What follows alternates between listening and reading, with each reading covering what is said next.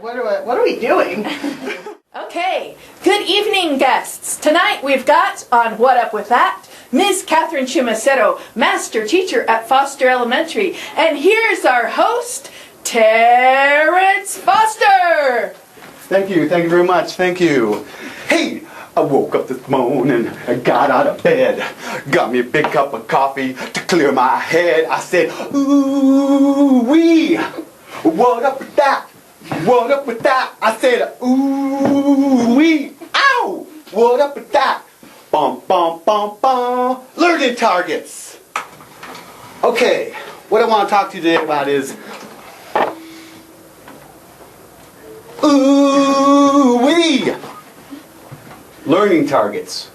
What are they? Where do they come from? What color are they? And what do you call them? We've been learning about learning targets at Foster Elementary since the beginning of the school year, and they're a very, very important part of teaching and learning. Teaching and learning. It lets the kids... Ooh-wee! Teaching and learning. What up with that? It allows the students to not fly blind in the classroom, meaning that they know what the goal is for the lesson, what they need to understand about their learning, and how are they going to show that they understand. So when we first started using learning targets this year, to me it sounded a lot like the way I planned before was always with my teaching point in mind, like what am I really wanting to get across in my lesson today. But it was from a my teaching perspective, and the learning targets to me is what do I want the students to learn, what do I want them to take away, so it's sort of a step forward in what we were doing before with what's your teaching point, but now what is the student's learning target? It's them taking ownership and me making sure that I'm responsible for their learning, not just for my teaching. Initially, this is a very recent development, initially I resisted posting them on the wall in kindergarten because they can't read it. And I wasn't sure it was going to be useful if they couldn't read it. But very recently, as of last week, my thinking has changed on that because I think that if I have it posted on the wall, I'll hold myself more accountable for repeating it more frequently. I've been doing well without it posted on the wall, or I feel I've been doing well with saying it at the beginning of the lesson and really setting out clearly what you're going to learn today and how you're going to demonstrate it and why it's important. And I try to do it again at the end of the lesson, but I think that the more places I have it in front of me, the better I'll be at referring to it, and that helps me be clear to my students what they're supposed to be learning the more often that I repeat it. And if I have it on the wall also, I think I can gesture to it, and then that will be when someone or the kids wonder what they're supposed to be learning. They might look up there and know they can't read it, but it might trigger in their mind. Miss Amanda always tells us what we're supposed to be learning when she's standing by that poster. And this is what she says, oh yeah, now I remember what I'm supposed to be learning. Get in. And then how has using learning targets affected my students' learning? I think they know what they're learning. They know what the target is. I think they feel good because I see some of them going, yes, you know, I've hit the target, I got it. Okay, my thinking has changed since first using learning targets because at first I thought it was just something else that we had to do to prove that we were doing what we were doing. But now that I know the benefits for my students, I don't mind using the learning targets at all.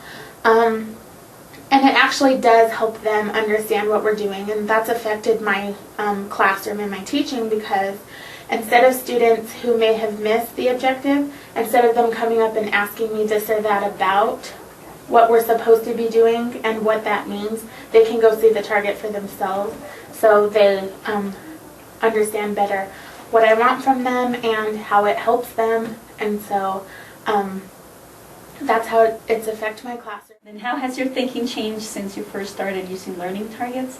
You made it a lot easier to get together with my teammates and write them together. I'm getting more used to them. I still think I need to go through the process every time, just because it's something new. and it takes a while to learn them. How has using learning targets affected your planning? It has become a lot easier because I know where I'm taking the kids or what my focus is. That makes the lessons come a lot easier. So maybe it takes a little bit less time for the planning. How has using learning targets affected your teaching? Now I have more of a focus. I know exactly what I'm teaching. And I know where I'm taking the kids and where they should be going. So how this have affected my kids' learning? I think they have improved in a way that they know that they just don't come to school to see what the teacher tells you or do what they are told, but they have a reason for it and a purpose for it, and also how it connects to bigger ideas and to bigger purposes, and it goes cross-content as well.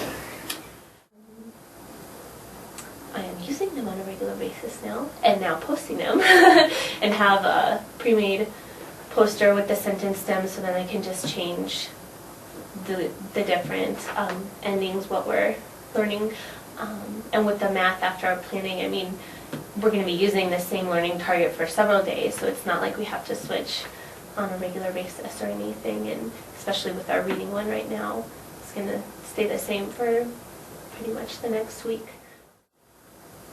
I think like, did it over with? And it really helped my planning because it was focused. Well, learning targets. Learning targets have actually been very helpful this year for me. My students know what they are supposed to be doing. They know why they are doing it, which is excellent when kids are like, why do I have to play kickball? Beyond the fact that it's an awesome game. It's really affected my teaching. I think it's made me a better teacher. I know what I want my students to be able to do. I know why they are doing it, and I know exactly how I want them to show it to me. So I think it's made class more clear for my students. It's made my own goals a little bit more clear to me.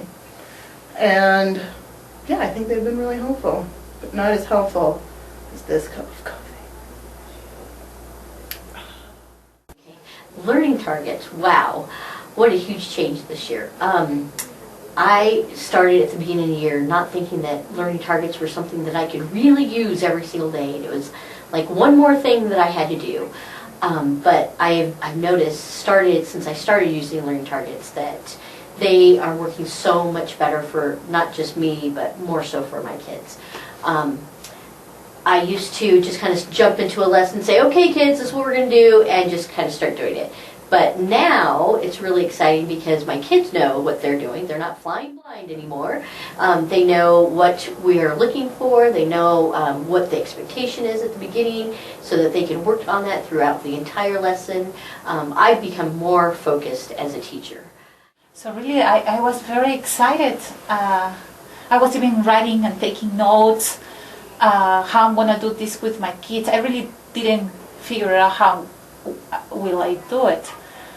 But then when they start explaining me a little bit more about learning targets, that I have to use it in class, and I was thinking, oh, so now I have to use it like in a real thing with my anchor charts and my posters and all the things, and I started using. I remember like after they introduced it to all the teachers, and the kids really enjoy and like it. Oh, teacher, so I really need to know this to be able to know that.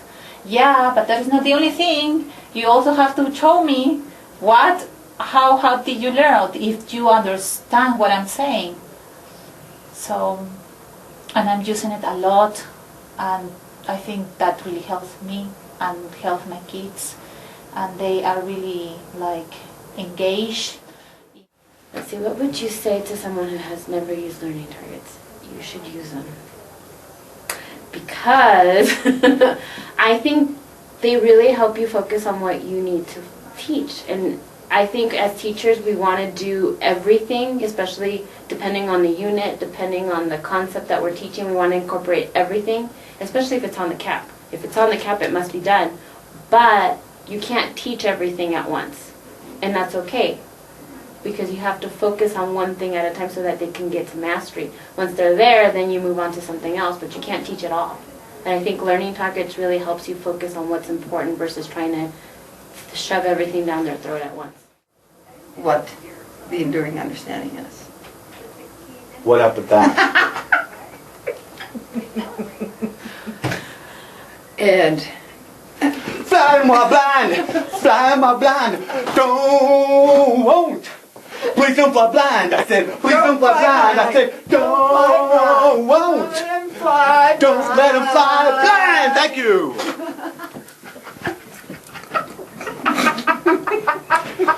So what else can you that say? is so much fun. Well, basically, Okay. it's like a roadmap. So every lesson has a roadmap so they know where they're going, the destination.